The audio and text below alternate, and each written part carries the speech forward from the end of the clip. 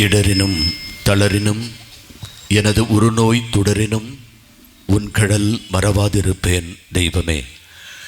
ஆண்டவர் இயேசு கிறிஸ்துவில் எனக்கு பிரியமான தூய தேற்றரவு திரு அவையினுடைய நம்பிக்கையாளர்களே, உங்களுடைய விசுவாசத்திற்கும் உங்களுடைய பக்தி உணர்வுக்கும் நான் மீண்டும் ஒரு முறை சிரம் தாழ்த்தி, உங்களை இறைவன் இப்படியே கண்ணின் கருவிழி போல இந்த நம்பிக்கையிலும் இந்த எதிர்பார்ப்பிலும் இந்த எதிர்நோக்கிலும் நீங்கள் வாழ வேண்டும் என்று மானசீகமாக இறை தந்தையிடம், தந்தையின் அன்பு மகன் இயேசு கிறிஸ்துவின் பிரதிநிதியாக நான் ஜெபிக்கிறேன்.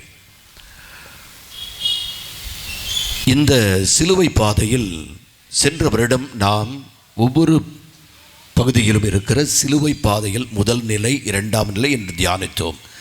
இந்த முறை இயேசு சிலுவையில் பேசிய கடைசி 7 வார்த்தைகளை மையமாக கொண்டு இந்த சிலுவை பாதையில் நாம் தியானிக்க இருக்கிறோம். திருப்பலியில் இது ஆண்டவர் இயேசு கிறிஸ்துவினுடைய முதல் வார்த்தை, பிதாவே இவர்கள் செய்வது இன்னதென்று தெரியாமல் செய்கிறார்கள், இவர்களை மன்னியும். இந்த வார்த்தையினுடைய அர்த்தம் என்ன என்று விவிலிய பேராசிரியருடைய கருத்துப்படி பார்த்தால், பிஞ்சாய் நான் இருந்த பொழுது பிள்ளை மொழியாகி, கொஞ்ச வயதான பொழுது குமுறுகின்ற பேச்சாகி, அச்சமுடன் ஆண்டவருடைய வார்த்தை கடந்த 38 வருடங்களாக போதித்து கொண்டு வந்து கொண்டிருக்கிறேன். இருந்தாலும் இந்த வார்த்தையினுடைய அடிநாதம் என்ன என்று யோசித்து பார்க்கின்ற பொழுது, இயேசு கிறிஸ்து அந்த பரிசேயர்களையும் சதுசேயர்களையும் கூட வந்த அந்த கும்பலையும் பார்த்துத்தான் இவர்கள் செய்வது இன்னதென்று தெரியாமல் செய்கிறார்களை மன்னியும் என்று சொன்னாரா? இல்லவே இல்லை.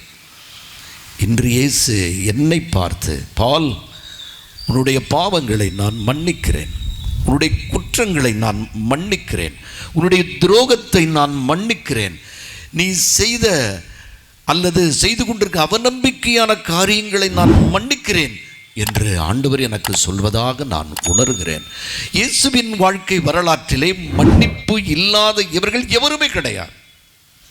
பாவியாகி வந்த அந்த விபச்சாரத்தில் பிடிபட்ட பெண்ணை பார்த்து கூட, உங்களில் பாவம் இல்லாதவன் முதற்கல்லை எறியட்டும் என்றால், மன்னிப்பினுடைய மிகப்பெரிய அகன்று பறந்து விரிந்த ஒரு ஆலமரத்திற்குள் இந்த விழுதுகளாக நீங்களும் நானும் இருக்கிறோம் என்பதைத்தான் மிக அற்புதமான இந்த பாடல் உங்களுக்கு நன்றாக புரியும். கேட்டிருப்பீர்கள், கேட்டு வையுங்களேன்.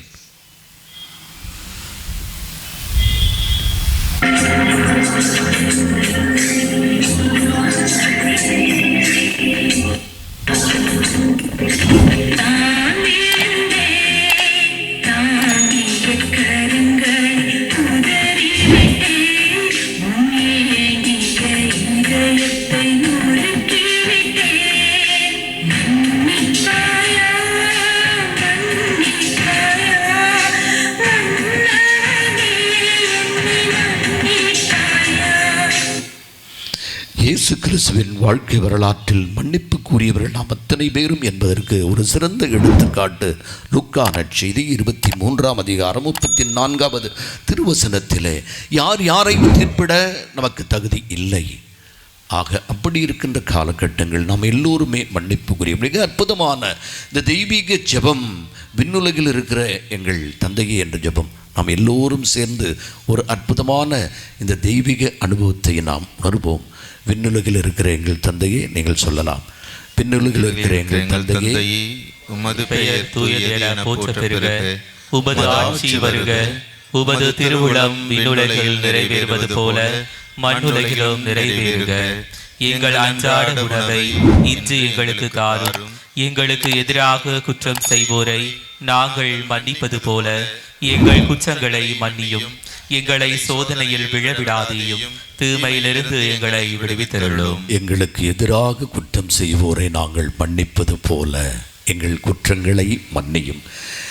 ஏன் மன்னிக்க வேண்டும் என்ற வார்த்தைக்கு சிறந்த அர்த்தம், உங்களுடைய பாவம் என்னுடைய பாவம் எல்லாம் மன்னிக்கப்பட வேண்டும் என்றால் மற்றவர்களை நாம் மன்னிக்க வேண்டும்.